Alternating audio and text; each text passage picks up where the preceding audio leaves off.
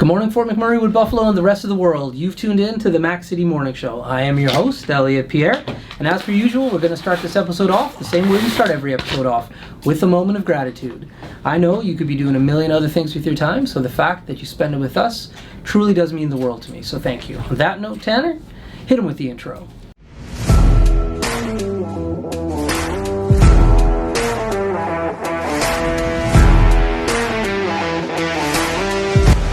How's it going, you guys? It's Jake White, JJW, coming at you from Norrell Toyota in Fort McMurray. Just wanted to say hi and come on down, check the place out. Hi, my name's Richard. I'm the service manager here at Norrell Toyota.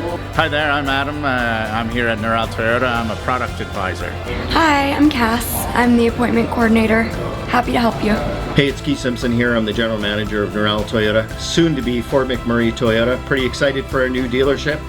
As you've seen, you met all my staff. These guys are all my family. We're here to take care of you. Come on down and be part of our family. And we are back. Big shout out to Norrell Toyota, our title sponsor. Thank you so much for your ongoing support. We do appreciate it. As you can see, myself and Tanner still haven't solved the bugs with the cameras and the software, so we're still on the backup camera, but hey, at least we're still doing it, and thank you for your patience. On that note, as you know, I don't introduce my guests because they can do a better job at that than I. So can you please tell everybody at home who you are and what you're about? Hi, I'm Beatrice. I'm the photographer for Timeless Photos by B. Okay, now, Beatrice, so as far as photography is concerned, because we started talking about this right off the get-go and you saw the cameras that we're using, and I know Tanner's passionate about this topic. What kind of cameras do you use for your photography? I do Nikon. I use Nikon. Okay. And also Sony. Sony at 2? Yeah. Okay, so explain to me why the two and what you use them for. Like, what's the difference between the two? I love Nikon. Okay. I do own the A850. Okay. And I do that one for mostly for indoor. I love the quality. I love it. Right. But then I try to switch mirrorless. Oh, okay. And I was waiting for the Nikon to suit my needs, and right. It didn't come. Okay. So I decided, well, I'm gonna shoot C options. Okay. And I guess Sony was the most suitable for me. Okay. And what Sony do you have? Alpha. Is that the one we tried out, Tanner? No. Was that what did we try out? I have no clue. Yeah, it wasn't good. No. I know that. And it was like forever ago. Yeah. So like. Yeah. It could be different than what we shot now. Yeah. Okay. Yeah. I found the Sony is good because you see the mirror, and you see how it's gonna look. Right. But the quality of the Nikon is fantastic. Yeah. Yeah, no doubt. So as far as subject matter, what do you shoot? Like, we had a photographer who came on who only did dogs. We've had somebody come on who does portraits. What's your specialty? Well, I do portraits. Okay. I do maternity, newborn milestones. Okay. Boudoir. Okay. And headshot is a big thing for me, and branding. Okay. And what, sorry? Branding. Branding.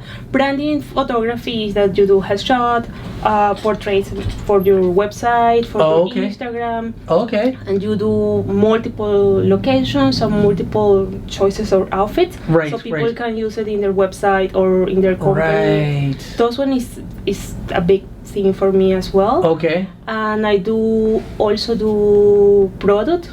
So DoorDash, Skip the Dishes for their food.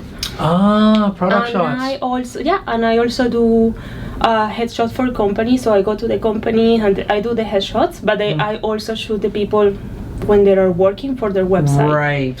Right. So nice. And so how long have you been doing this for?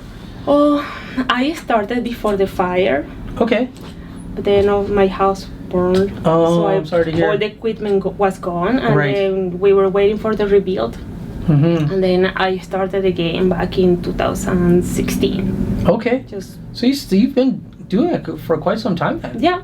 That's phenomenal. Right on. And so, with the photography, where did you get because I know that's not your full-time job. You have another job. Yeah. So where did you, or how did you get interested in photography? How long have you been interested in that? I have been always interested, but it wasn't my career choice. Right. But I always did. So when you look back on the photos in my family and friends, I was the photographer. Okay. Not the official photographer. Right. But then I decided, okay, let's start doing it more as a hobby, and then people start inquiring, and then okay, let's turn this into a business. Very cool. That's awesome. Now, from your accent, I have to guess that you're not from Fort McMurray. Yeah. Where are you from? Well, originally, I should say. Okay, so this is my mom. I was born in Colombia. Okay. But I moved to Venezuela with my parents. Moved to Venezuela when I was a baby. Okay. And I grew up in Venezuela. And then when the president Chavez, probably you heard about him. He came up, I decided I'm gonna move out. Right. And then I did the skilled worker process through Quebec. Okay. I learned French and everything, and then I met my husband in Montreal. Okay. And then we decided to come here to Fort McMurray. Okay. Now, do you have a background in English? Because you speak flawless English. So. Well, for the immigration process, you have to be fluent in English and French. You do? Yes. What? I did not know that. Well, I did a skilled worker through Quebec. Okay. So you have to be proficient. I'm assuming if you go through Quebec is when the dual language becomes a necessity. You're right. Yeah.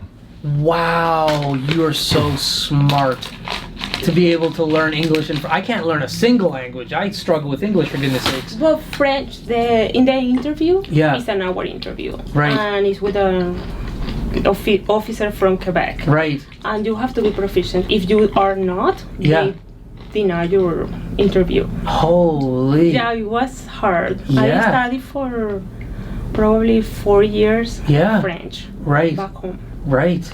Oh my goodness. And so the English component, do you have a background in English before, or was that brand new as well? No, you have to study it over there, and I study as well English because you have to be, as I mentioned, proficient. Yeah. So how did you and your husband hear or decide about Fort McMurray? Like, are you guys working in that industry? Like, were you studying that industry? Well, back home, Venezuela is oil and gas. Right. And I'm an engineer by trade. Okay. So the best place to come at that time, it was Fort McMurray. Yeah, because you've been here, we talked for like 2 minutes before the show started. You've been here for 14 years now. Yeah. Okay, so you would have come when there was the boom and staff was needed for the expansion and for the maintenance of the sites. Yeah. Okay, and what does your husband do? He's a heavy hauler operator. Okay, cool. I love immigrant stories. And I don't know if Tanner's going to ask this question, but I'm going to ask it. So sorry if it ruins your Mac City Minute. But what is the first memory you have of when you came to Canada? Well, in Montreal, I love all the diversity. Okay. Montreal is beautiful. So I came before coming to Canada as a permanent resident. I actually live in Montreal for a little bit. Okay. Just to be better in French prior to my interview. Right. And the diversity is just fantastic. Yeah, it is something that I think, I know I take it for granted, is the diversity of Canada. But then when you do travel to other countries, like my parents are from South America, Guyana, and it's pretty diverse there, but in pockets. Like you don't see the intermingling of all of the different cultures as prevalent as you do here in Canada. It is something, it's pretty unique. Yeah, it's unique. Yeah, no doubt. So have you had an opportunity to travel back to Venezuela since? Yeah. Well, I haven't since COVID. Right, that's right. Now my mom is here visiting. Yeah, I was going to ask you that next. Okay. So, no need at this point. How long has your mom been here in Fort McMurray? She came in August. So brand new. Uh-oh. Yeah. No, but good luck. No, this August? No, she has been here multiple times. Oh, has she been here for winter? Yes. Oh, okay. She doesn't wear a jacket. She doesn't wear a jacket? No, she doesn't. Not even what? She doesn't like jackets. Okay. It's a strong woman. Well, but she wear a hoodie for my husband. That's right. So, Yeah. But heavy jackets. She doesn't like. Oh, okay. Interesting. Well, she would have never had to wear one up until coming here. That's right. Well, I know my father, he immigrated to, I forget what year he immigrated to Canada, but I know what year he came to Fort McMurray, and that was 1977. And so he's been here since the 70s. And he still does not like the winter. Like, to this day, I'm like, Dad, you've been here for so long. You were born here, you don't like the winter. I like the winter. Well, you know what I mean. I dress appropriately. You like looking at the winter outside through your window, nice and warm. Right. But no, snowboarding and snowshoeing, you know. In the spring and fall. Yeah. Yeah. I'm a baby for temperature, there's no doubt about that. But, she's tough as nails if she's not wearing a jacket. No, she doesn't like the cold, but she managed. Oh, okay. Also, you just drop her in front of the door. That's right. So now, since she's moved up, now she's full-time? She's going to... No. Or is she just here visiting extendedly? Yeah, well, we are 5 kids. Okay. So 3 of them are in Venezuela. Oh, okay. Another one is in US. Oh. And myself here. Okay. So she just spend time in... Okay. Where in the States? Houston. Oh, Houston's nice and hot in the summer, though. Yeah. Too hot. Yeah. Too hot. Yeesh. No, thank you. So... because I'm horrible at promoting certain things, I just got to get this out right off the bat. If people want to book you, where can they find you? Don't forget about your other promotions. That's right. Where can they find you? On Google. On Google? Yeah. Okay. That's how you get most of your business? Yeah. Okay. Or Facebook. Okay. Or Instagram. Right. Okay, cool. Now, we're going to take a quick pause because we do have a sponsor for this show. Her name is Carrie, and she has a company called Patchouli Rose, and she's going to tell us a little bit about sunscreen. Carrie, take it away. Hi, it's Carrie with Patchouli Rose Herbal Apothecary. I know our summer is coming quickly to an end, and during the summer we always think of applying our sunscreen, but sunscreen is a product that we should be using every day of the year to protect our skin against harmful UVA and UVB rays, also against premature aging. I have a product called Dandelion Harvest, which is moisturizing, anti-inflammatory, and is great for anti-aging. You can use this every day of the year, and it's very moisturizing. If you want to check this product and any of my other products out, please go to patchoulirose.com. And we're back, and Tanner's pointing to me, telling me he has his questions ready for the Max City Minute. Tanner, hit us with the Max City Minute. Okay. Question number 1. What is one place you would love to take a picture that you haven't yet? Oh, probably somewhere in Europe. There are many beautiful places there. Question number 2. What is one game you remember playing as a child that you enjoyed the most? Oh, I don't know. I used to play with my brother Atari. Oh, okay. So Atari, I would say. Nice. Classic. Yo. Question number 3. What is your favorite activity to enjoy during the cold months in Canada? Oh, my husband likes to go on rabbit snares and walk on outside with our dogs. Yes. So we like that. Yeah. Question number 4. What is one food you have back home that you think everybody should try here? Arepa. What's that? It's just like cornmeal bread. Okay. And you can stuff with anything. Okay. So it's very popular. Yeah, I like the sound of that. Yeah. And your final question. What has been your favorite tradition you've learned since coming to Canada? The Christmas gift you open on Christmas Day. Back home you open on the Christmas Eve. Whoa. Okay, say what you got. Those have been your 5 questions. Okay, I know you got questions. Additional, go. Yeah, no, I don't have questions. I'm just shocked. Yeah, me too. Yeah, that's like blasphemous here almost. That's right. You get 1. You get 1. Thank you. And we don't even get 1 in my house. No? No. Oh. But 1 is acceptable. That's right. So here at Christmas Eve, we get 1 gift. Like on Christmas Eve, we'd have to go to church first. And as a child, if you complained, then you wouldn't get a gift after church. So you just had to, for the one time of the year, not complain about going to church, even though it's the longest mass of the year. And afterwards, we'd get 1 gift. So in Venezuela, they open everything on Christmas Eve? Yeah, you go to the mass. Okay. Then you go back home, and at midnight, you open the gifts. Midnight? Yeah, so as a kid, you stay up just waiting to open the gifts. What? Yeah. Real? Like, and even when you're like 3 or whatever, like, right, Christmas starts at midnight? Yeah. Wow. Okay, I have so many questions about this. All right, so you open the gifts at midnight, like you're a kid. It's hard to stay up that late, one. So when you open the gifts, the second part about opening is you want to play with all your stuff. Do you get to play with it, or do you have to go to bed? You can play, but usually the same for Christmas Eve or New Year's Eve. You stay up almost the whole night. Okay. And you just sleep the whole Christmas day away. Interesting. Did you know this, Tanner? I didn't know it, but it makes sense, because technically it's not Christmas Eve. Like, you wait till midnight, it's Christmas Day. Hey, that's You're right. just real excited about it, so you get it going early. I know. My dad would love this tradition in regards to... My dad still is... he's a child, and he's a grandpa and everything, but he wakes up so early in the morning and he's ready to go. Oh yeah, well obviously it's Christmas. It's the one day of year that you get up at 6:30 in the morning. Yeah, well, as we grew up and we became teenagers, the kids didn't want to wake up that early anymore. We're just like, Dad, we'll start Christmas at 10. And he's just like, to hell we will. Like, I'm waking up at 6 and you better be ready by 7 at the latest. And we haven't been able to like budge him on that time. He's still like, you get up and you go. He's right. Yeah, so he would love Christmas at 12. That is a unique tradition. I can't believe I never knew about that. I think that's a South American tradition. Yeah. Wow, that's so cool.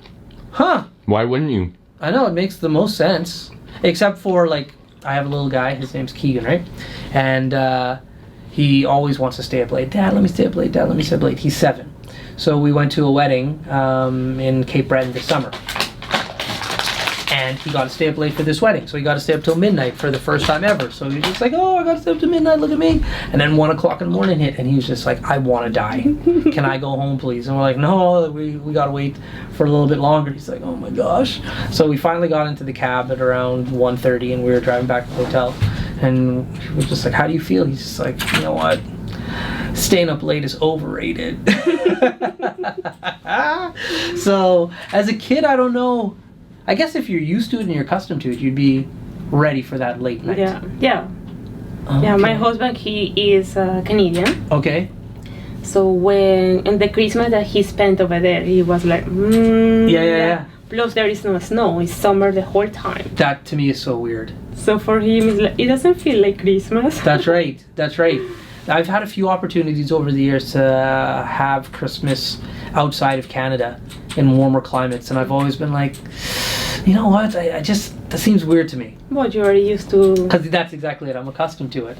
Yeah, when I have family down in Miami, and they send their Christmas pictures, and they have like the lights and everything on like the palm trees and mango trees and stuff, I'm just like, that's just weird.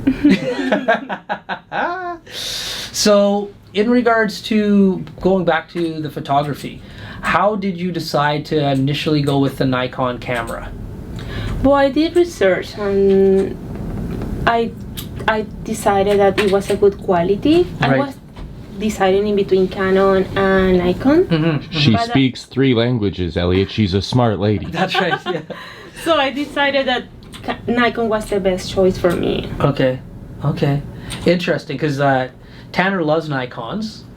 Tanner was the one who sold me the Canon as well initially back in the day, but it was because it was in the budget and what I was using it for.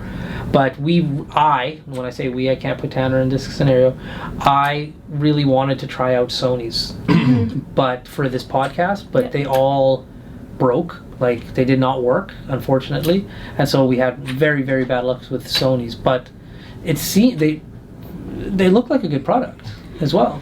Well, I have been using it mostly for outdoor. That's right. Just for indoor, I just use Nikon. Yeah. And also for outdoor too. Right. And I find, from what I've heard, all the cameras broke, so I can't say but I heard the Sonys are very good for nighttime photography and videography, like for low light. Have you? Not better than Nikon. No, I shoot the same camera as you do. Do you? Yeah, I love it. It's extremely good for low light. Even video? Yeah. It's very good. Yeah. So this one is very good. Even I tried to, I had a problem and I sent it back, and then I said, let's see if I can sell it. And actually the resale price, it was so expensive. I said, no, you know what, I'm gonna keep it. I love the quality. Right. When you zoom in, you can see everything. Even in headshots, right, you see everything in the skin. It's just fantastic. Yeah, well, you're preaching to the choir when it comes to Tanner. Yeah, you can literally see people's pores. That's right. Exactly. That's right. You see everything. Yeah. The one thing about both of your guys' cameras is it's so big, though. It's heavy. It's a heavy camera. And initially, like when I bought that camera right there, like I was doing exactly what it's on that tripod right now. I bought it for vlogging, for just doing videos and like looking at myself and really quick. So the thought of having to carry that huge camera around was not in the books. It's heavy. I do have the 70 to 100 millimeters lens, and when you put that in the camera, it's very heavy. Yeah, no doubt. It's very heavy. But yeah, I love the quality. Yeah. Nice. Well, big shout out to Nikon. You're winning this episode. There's no doubt about that. Sony can't. Sorry. So I think we're running close to the end of the battery on that. So before I cut you loose, everybody gets a shameless shout out or plug. So you have the mic, the camera, the lights. Have fun. Well, just if you want any type of portraits or real estate or product photography, just you can contact me, Timeless Photos by B. There we go. Awesome. Well, thank you very much for coming on the show. Do appreciate it. Please feel free to come back again. We'd love to talk to you more. Thank you for having me. You're more than welcome. All right, everybody at home, that's been another episode of the Mac City Morning Show. Thank you very much for tuning in. Big shout out to our title sponsor, Noral Toyota, as well as Carrie at Patchouli Rose. We love all of the support. Thank you. Everybody at home, thank you for tuning in. Do appreciate it from the bottom of my heart. Hope you're having a nice day, and we'll see you tomorrow. Peace. What a deadly old way to end another morning show. Later, boss. It's so ballistic!